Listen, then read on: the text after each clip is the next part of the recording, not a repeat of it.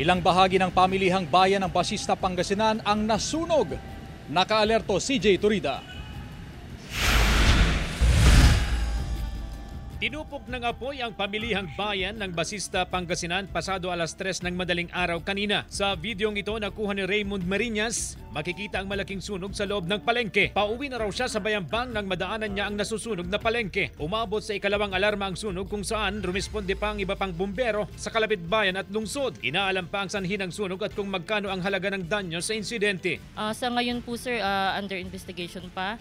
Nangangalap pa po kami ng mga yung mga pwedeng pinagmulan ng sunog. Ayon sa Market Division Chief, nasa 90 to 95% na bahagi ng palengke ang napinsala ng sunog. Dahil sa insidente, plano ng lokal na pamahalaan na ilipat pansamantala ang mga apektadong negosyante sa auditorium. Bukod sa palengke, nadamay pa ang 3 bahay sa likod nito. Si Nanay LV, nasunugan na nga ng pwesto sa palengke. Isa pa ang kanyang bahay sa nadamay sa sunog. Pilit pang isinasalba ang kanyang mga naipong pera sa pagtitinda sa palengke. Wala, back to zero po kami.